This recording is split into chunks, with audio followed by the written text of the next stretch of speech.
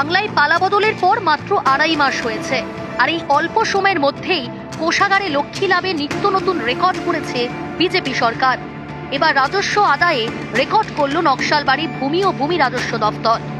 গত 1 বছরের রাজস্ব 3 মাসেই আদায় করে দেখালো নকশালবাড়ি। গত বছরে সব মিলে 9 লক্ষ টাকার কাছাকাছি ছিল, এইবারে 3 মাসে প্রায় 7 লক্ষ টাকা আমি তুলে ফেলেছি। বালি থেকে পাথর, গত 15 বছরের সব ক্ষেত্রেই পাহাড় প্রমাণ দুর্নীতির অভিযোগ উঠেছে। বালি পাচার, পাথর পাচার, কোথাও আবার বৈধ যাতায়াতেও অবৈধভাবে টাকা আদায়ের অভিযোগ। এর জেরে কোটি কোটি টাকা রাজস্ব হারাতে হয়েছে রাজ্য সরকারকে। বদলের বাংলায় এই রাজস্ব ক্ষতি বন্ধ করতে প্রথম থেকেই তৎপর প্রশাসন। এতে ইতিবাচক ফলও মিলছে। রাজ্যের কোষাগারে তৃণমূল আমলের তুলনায় অতিরিক্ত টাকাও ঢুকছে। এপ্রিল পর্যন্ত যা ছিল নেই রাজ্য, চৌঠামের পর থেকে সেখানেই সব রয়েছে। মুখ্যমন্ত্রী বিধানসভায় দাঁড়িয়ে আশ্বাস দিচ্ছেন, উন্নয়নে টাকার অভাব হবে না। নতুন অ্যাসেম্বলি তৈরি করতে হবে। অর্থমন্ত্রীকে সাক্ষী রেখে বলছি, অর্থ কোনো সমস্যা হবে না। কি আশ্চর্য, নতুন মুখ্যমন্ত্রী বলছেন টাকার অভাব হবে না, কিন্তু প্রাক্তন মুখ্যমন্ত্রীর মুখে নেই নেই শুনেই অভ্যস্ত রাজ্যবাসী।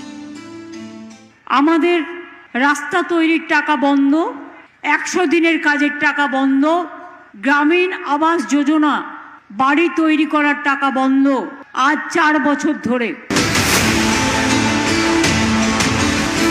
এই 2.5 মাসে কি পরিবর্তন হলো যে সরকারের ঘরে টাকা এসে গেল?